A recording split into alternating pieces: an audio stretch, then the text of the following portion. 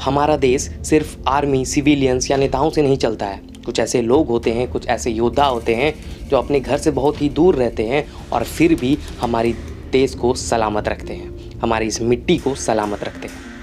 इस मिट्टी को, इस देश को महफूज रखने के लिए, सलामत रखने के लिए कई योद्धाएँ होते हैं, लेकिन उनमें से एक योद्धा ऐसे भी होते हैं जिन्हें हम स्पाई कहते हैं, जासूस कहते हैं।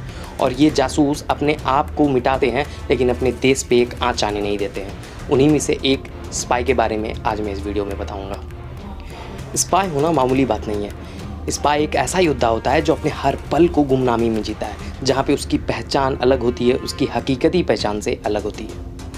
वो स्पाइज अपनी आम जिंदगी बिताते हैं, अपनी पहचान को छुपा करके, अपनी हकीकत को छुपा करके इस देश को, अपने आप को समर्पित करते हैं, इस देश को दुश्मनों के बुरे इरादों से महफूज रखते हैं। अगर कुर्बानी के सही मायने जानने हैं तो बने रहिए इस वीडियो में।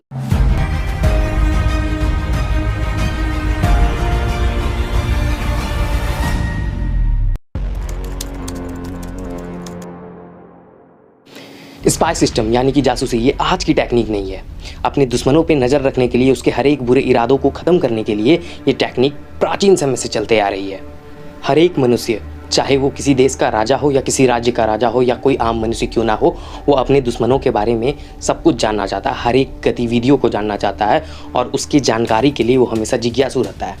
धीरे धीरे इसी तरह के जासूस को संगठित किया गया और इस जासूसी कला को आगे बढ़ाया गया।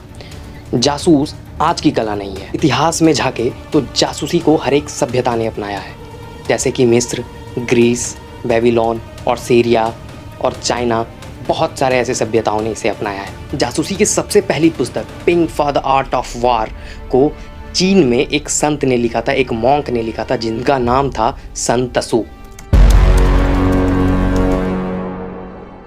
लेकिन इन सब से पहले, बहुत पहले हमारे सनातन धर्म में, हमारे हिंदू धर्म में इस चीज का ऋग्वेद में उल्लेख देखा गया। जासूस शब्द संस्कृत के स्पष्ट शब्द से निकला है, जिसका अर्थ होता है एक सावधान चौकीदार। पुराणों में वरुण देव को गुप्त सेवाओं अर्थात जासूसी का संचालक माना जाता है। अगर हम भारतीय इतिहास में झांकते हैं तो हम चाणक्य को कैसे भूल सकते हैं।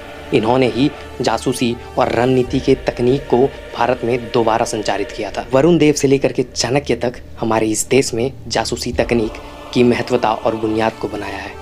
चाणक्य ने जासूसी में साम दाम दंड भेद को लागू किया ताकि जासूस अपने किसी भी परिस्थिति में अपनी भेद ना बता सके।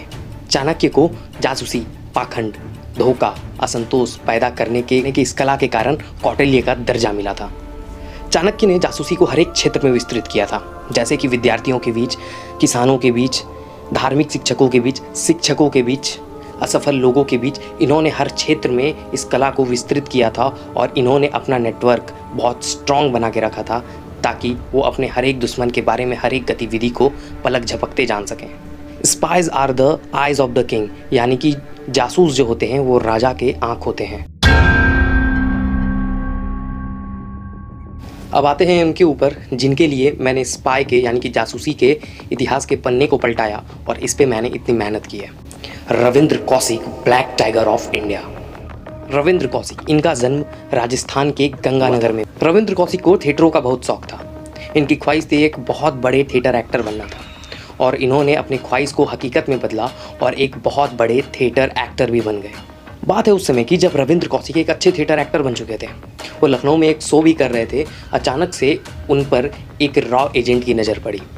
रॉ एजेंट की नज़र इसलिए पड़ी क्योंकि वहाँ पे जो वो एक्ट कर रहे थे वो एक जासूस का एक्ट था, एक स्पाई का एक्ट था।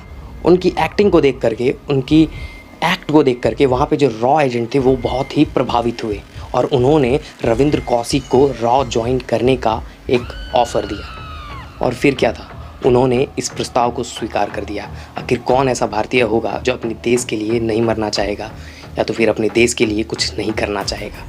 सबसे पहले रविंद्र कौशिक को 2 साल तक दिल्ली में ट्रेन किया गया। उन्हें ट्रेनिंग दी गई जासूसी को लेकर के। उनका पहला मिशन का रुख पाकिस्तान की ओर मुड़ा। उन्हें पाकिस्तान के बारे में सब कुछ बताया गया, इस्लाम, उर्दू, सब कुछ बताया गया। उनकी पंजाबी और उर्दू इतनी बेहतरीन थी और मैक्सिमम एरिया में यानी कि ज़्यादातर क्षेत्र में पाकिस्तान में पंजाबी और उर्दू बोले जाते हैं, जिनके कारण से उन्हें पाकिस्तान भेजा गया और वह इस मिशन के लिए तैयार हो गए। 23 साल की उम्र में उन्हें पाकिस्तान भेज दिया गया। पाकिस्तान में उनका नाम रविंद्र कौशिक से बदल कर नबी अहमद साकिर कर दिया गया। पाकिस्तान पहुंच करके सबसे पहले रविंद्र ने वहां की नागरिकता हासिल की, जो सबसे महत्वपूर्ण और सबसे कठिन कार्य था। यहां तक कि वहां पहुंचकर उन्होंने पाकिस्तान के अच्छे यूनिवर्सिटी से अपने आगे की पढ़ाई शुरू की और वहां पे लॉ क्लियर किया।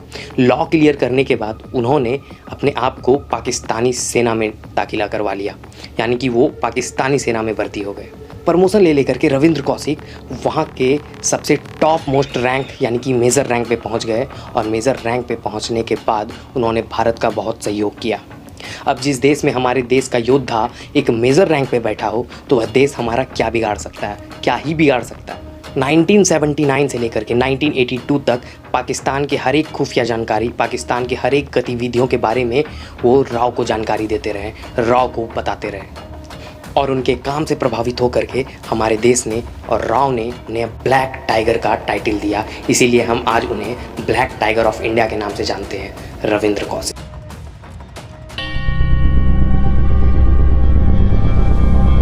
1983 में राव ने रविंद्र कौशिक से मिलने के लिए एक राव एजेंट भेजा और क्या था, वह राव एजेंट गलती से ISI यानी कि जो पाकिस्तानी एजेंसी है उनके हाथ लग गया और उन्हें इंट्रोगेट किया गया। जब राव एजेंट को इंट्रोगेट किया गया उन्होंने रविंद्र कौशिक के बारे में सब कुछ बोल दिया। ISI को ये खबर मिलते ही उन्होंने रविंद्र कौशिक को अपने हिरासत में ले लिया और उन्हें इंट्रोगेट किया गया, लालच दिया गया, लेकिन फिर भी उन्होंने एक शब्द भी अपने देश के खिलाफ या तो फिर उस राव एजेंट के बारे में, अपने आप के बारे में कुछ नहीं बताया, कुछ नहीं बोला उन्होंने। उस एजेंट के द्वारा ISI ने कंफर्म कर लिया कि रविंद्र कौशिक हमारे यानी कि भारत देश के लिए एक स्पाई हैं जो पाकिस्तान के जासूसी करते हैं। वो एक बहुत बड़े पोस्ट में थे, उन्होंने पाकिस्तान से गद्दारी की, इस कारण से उन्हें डेथ पेनल्टी की सज़ा दी गई। लेकिन उस समय भारत ने कोई ऐसा एक्शन नहीं लिया जिससे रविंद्र कौशिक को बचाया जा सके। जिस रविंद्र कौशिक को टाइटल दिया गया ब्लैक टाइगर ऑफ इंडिया, क्यों इंडियन गवर्नमेंट ने उस समय रविंद्र कौशिक को नहीं बचाया? इस बात को मैंने बहुत सर्च करने की कोशिश की, यूट्यूब पे बहुत सारे वीडियोस देखे, गूगल पे बहुत सारी डॉक्यूमेंट्रीज़ पढ़ी, लेकिन मैं कंफर्म और पक्के तौर पर उस बात को क्लियर नहीं कर सकता हूं। अगर आपको पता है ऐसा क्यों किया उस समय इंडियन गवर्नमेंट ने, तो आप हमें कमेंट में बता सकते हैं।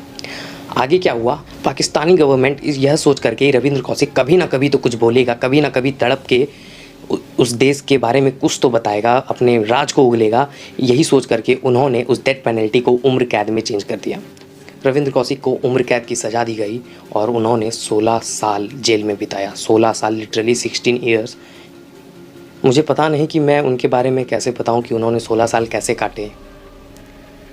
16 साल तक तड़पना, कैद रहना कोई मामूली बात नहीं है। 16 साल के बाद उन्होंने उस जेल में अपनी आखिरी सांस ली।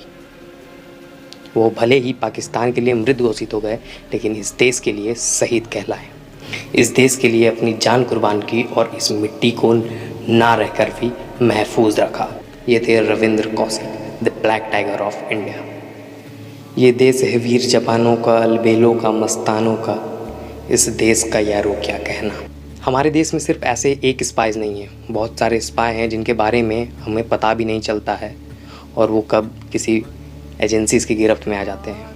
और ये एक बहुत इम्पॉर्टेंट कड़ी है हमारे देश को सुरक्षित रखने के लिए, इस मिट्टी को महफूज रखने के लिए।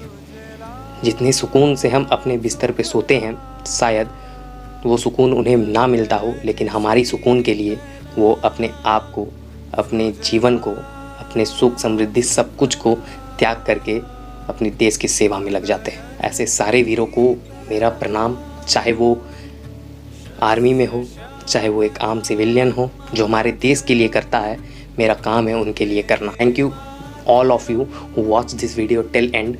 हो सकता है ये मेरे यूट्यूब चैनल के लिए थोड़ा बेनिफिशियल हो, लेकिन इन रियलिटी ये उन लोगों के लिए भी बेनिफिशियल है जो हमारे देश के लिए कुछ कर गुजरते हैं, इस मिट्टी को महफूज रखने के लिए अपनी जान को हमेशा जोखिम में रखते हैं। जय हिंद, जय भारत।